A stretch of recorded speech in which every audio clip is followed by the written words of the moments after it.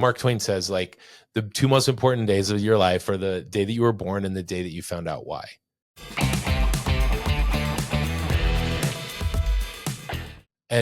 And so I love that, because I think that we don't spend enough time talking about the importance of each of us tapping into our unique reason for being, our reason for being here. Like you, Randy Sparks, like why are you here? You specifically, why am I here?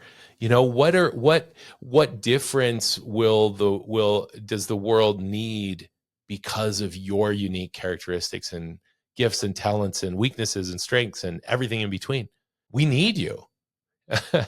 And we need each one of us. And so for me, it's a constant, and it just is this culminating, like, momentum building of digging into that more and more, and allowing myself to be molded and making steps in that progress, that ladder of progression.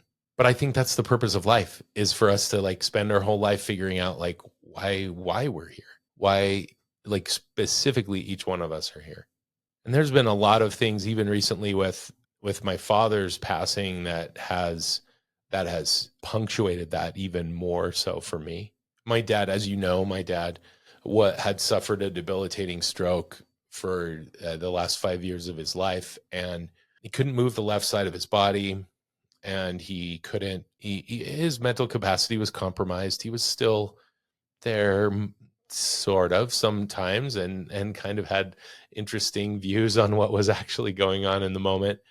But there was this really special moment that I had with my dad when he was not even conscious. It was in the early stages of when he was in the intensive care at the hospital, and it was just my dad and I. And I remember, it was at a moment when it was really heavy, and it was looking like he could pass at any moment. He ended up living 5 years after that in a nursing home. But at this moment, it was heavy, and I was thinking about, like, if I were to speak at his funeral, like, what would I say? How do I express the importance of his life to me? Like, what the impact of his life has done for me? How do I express my love?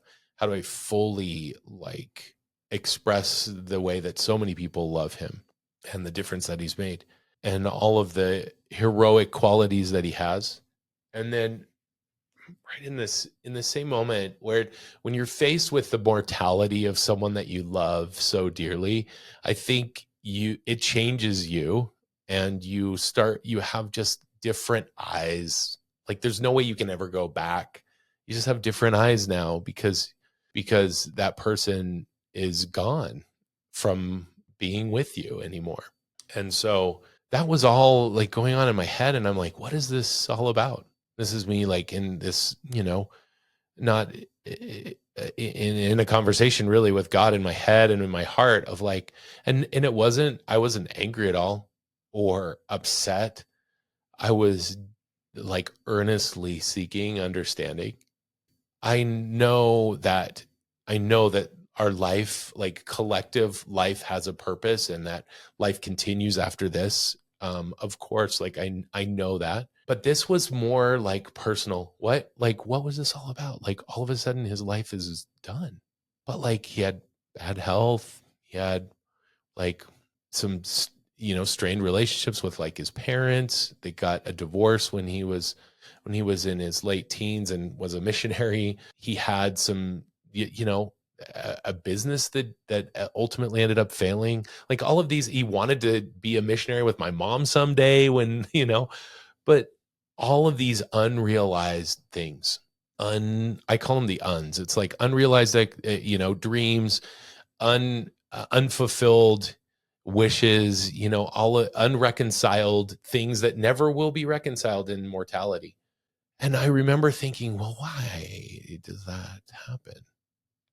And what is this all about? And it was just in this moment that I just felt the room just, like, fill with so much love. And I felt like God came and just gave me this giant bear hug and said, it's okay. It doesn't matter.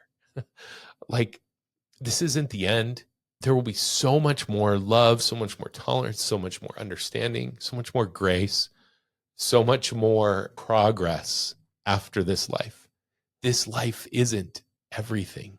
And there's infinite growth and opportunities and life and love after.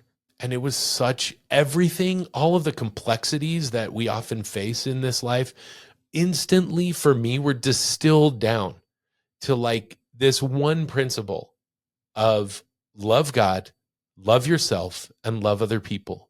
And literally nothing else matters. And so like it's one of the greatest life lessons that my dad's taught me. And he didn't share any words.